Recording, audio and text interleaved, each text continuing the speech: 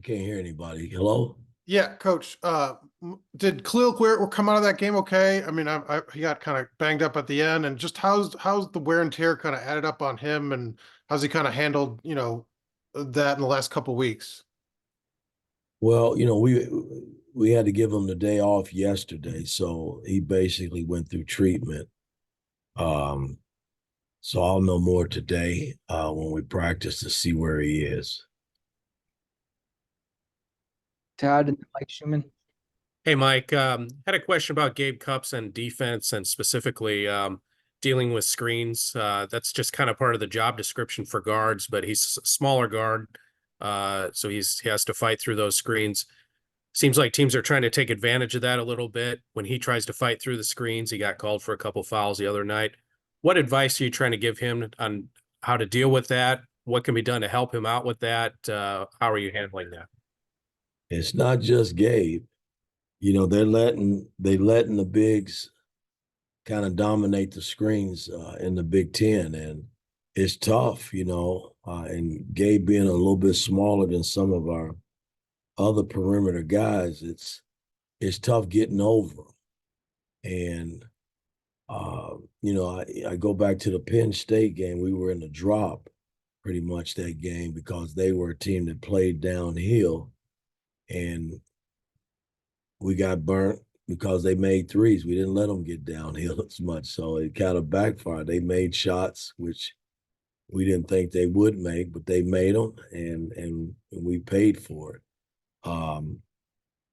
The other night, I mean, it's just unless you trapping the ball screen up top, which is the toughest trap in terms of trapping screens, because then you expose yourself in the middle of your defense, and if that ball is completed to the guy that's rolling, then it causes havoc because guys got to suck in, and now he's spitting the ball out to three-point shooters. So I mean, it's kind of a double whammy, but all we can do is kind of help Gabe in terms of maybe staying up a little bit longer with him.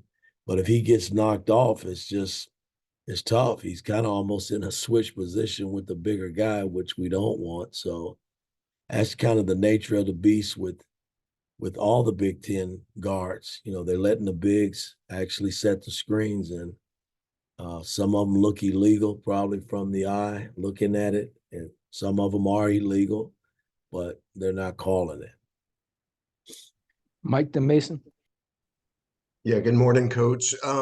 Purdue's a team that draws a ton of fouls. It was obviously an issue for you guys early in the last game. When you watch them on film, kind of what keys are you seeing to avoid that scenario this time? Well, I mean, again, maybe I need to just call the officials and tell them don't call fouls. I don't know. Again, they've established themselves, as a team based on Edey inside demanding so much attention that, he's getting calls. He's getting his calls. And, when we battled them in the past with Trace and Race and those guys the last couple of years, we were able to bang him a little bit. He banged Trace some, and it kind of went back and forth. If you remember, the one year held Trace only played probably 10, 11 minutes in the ball game. They just didn't let him play against Edey. And Ware kind of caught some of that here. He picked up 2 early ones and had to go to the bench. So, it's just how the officials are calling it, that game, that will determine. But, you got to bang some with him, because if you don't, then, you get embarrassed, like he's embarrassing a lot of teams, because the guy's an unbelievable player, man. He's a lot better than he was last year, and he was player of the year last year. So we just got to go in with the mindset that, hey, hopefully we can stay out of foul trouble. We can bang a little bit and, play aggressive like they do and see what happens. Mason and Jack. Coach, good morning. I actually wanted to follow up on that. It seems like with some of the fouls that Edey draws, it's because he's just so close to the basket. how can you guys force him to receive the ball a little bit further away from the basket and then be a little bit more physical on defense there? Well, if you listen to what you said, if you push him out and start trying to shove him out, that's where fouls are picked up. And, I mean, it's kind of a double-edged sword. I mean, I'm not saying we're not going to bang. We gotta attempt to bang and be aggressive with him, because if not, you damn if you do, damn if you don't. So I mean, there's no secret method. I think Ware's got to be a little bit more physical than he was here at home.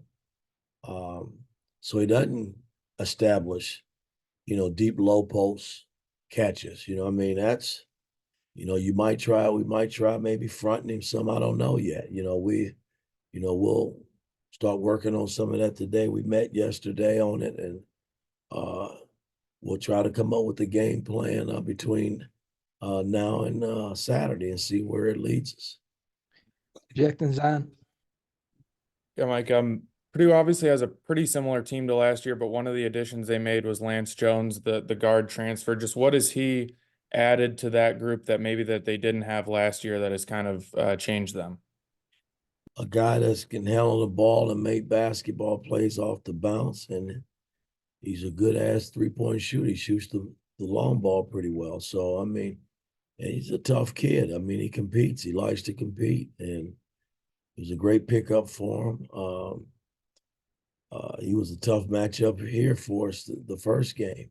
So we're gonna have to key in on him. I mean, they got surrounding pieces around Edey that have gotten better, and so there's no night off for any position. When you play them, so you just got to come in, commit for 40 minutes, and see what happens. Zion, then Seth. Yeah, Mike, with a game like the first one you guys played against Purdue, where, it felt like, especially in the first half, so much went wrong. When you look back at that film, is there maybe a specific thing or a couple of things that you really want to just course correct going into this weekend? Well, the game really didn't get out of hand until really the 8-9 minute mark of the half. I mean, the first probably 10 to 11 minutes of the game, it was a close game. It was, 2-3 points here and there. And then we just dropped the rope right before the half, and they were able to go in with a comfortable lead. Now we got back in it and cut it, I think, to 5 or 7, I think it was. And then the second half, but when you build big leads and you get behind like that, it's tough, man, especially against a top team like that to battle your way back. And they had their way, man. So I'm just anxious to see where we are. I mean, listen, we haven't had a full deck, guys, and not having X, which again, he's out indefinitely. It's been tough in terms of shuffling guys, and because he's been a big piece to the puzzle. But our front line is going to have to battle on Saturday. That's going to be the key. And then the perimeter guys, we're going to have to guard their perimeter guys, because, they're deep both ways. That's why they sit at the top in the country. Seth, and we'll wrap with Daniel. Yeah, Mike, obviously you guys dropped a few road games throughout January, and then, the other night you had to come from way behind, but you get the job done at Ohio State. Just going into a big game like this, just seeing it go your way finally again on the road, how much confidence does that give you guys going into a big game like this? Well, again, every game is big, man, in the Big Ten. You think the last 2 years, man, we've won 4 games on the road in the Big Ten. That's how tough it is to win at home. Nobody's dominated, and Purdue's the only team that's had great success on the road.